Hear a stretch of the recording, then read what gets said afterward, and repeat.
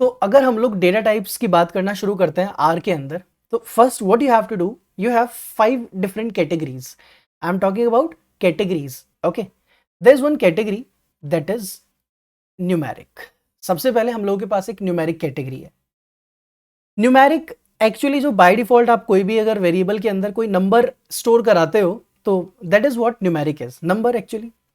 There is another thing integer. Integer एक और चीज है. तो दो चीजें चलती हैं हम लोगों के पास, एक न्यूमेरिक और एक इंटीजर. तो पहले इन दोनों के बीच में एक डिफरेंस समझते हैं.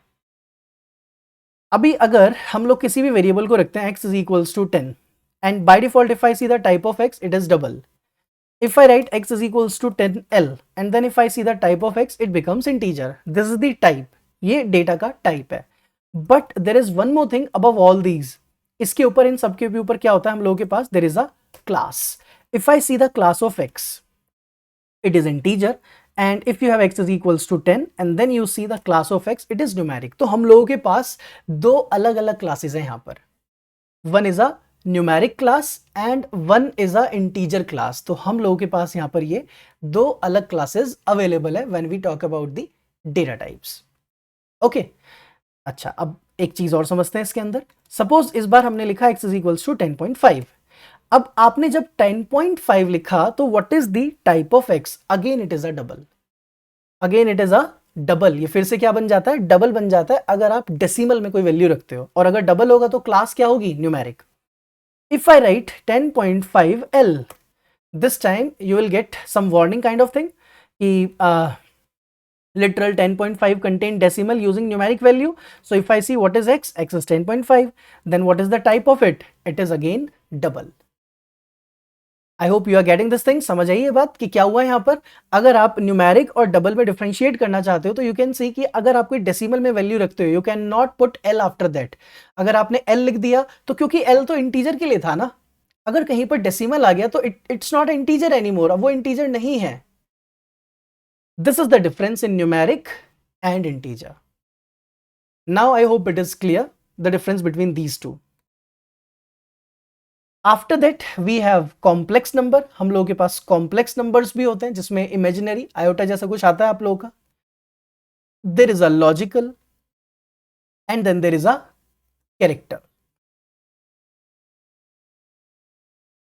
सो these are the major categories that our data types are divided. Numeric, integer. अब इसके बाद हम लोगों का थर्ड आता है complex, that is the imaginary की. जब हम लोग बात करते हैं समथिंग, तो मैं यहाँ एग्जाम्पल भी लिख देता हूँ. न्यूमेरिक में जब भी आप कुछ लिखते हैं तो इट्स लाइक 10 भी हो सकता है, 10.5 भी हो सकता है. But in integer it is always 10 और उसके बाद l लिख दिया जाता है.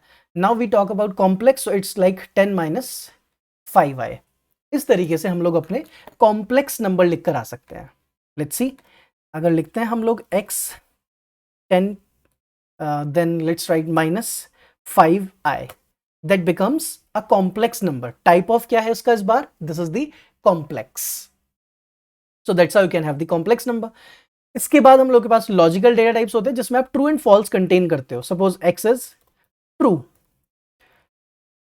तो always the meaning of the logical is true and false. तो या तो ट्रू होगा या फॉल्स. अब अगर आप टाइप ऑफ चेक करने जाओगे, this time you will see the logical data types. And finally, character. Character is obviously the easiest one. आपने लिखा था hello, then you see that type of x is character. Okay, तो these are the data types available in R by default. ये हम लोगों के R के data types होते हैं. And इसके अलावा एक और कैटेगरी होगी डेटा कलेक्शन या डेटा स्ट्रक्चर्स, जिसमें कि हम लोग क्या कर रहे होंगे, वेक्टर, डेटा फ्रेम, इन सब चीज़ों के बारे में बात करेंगे.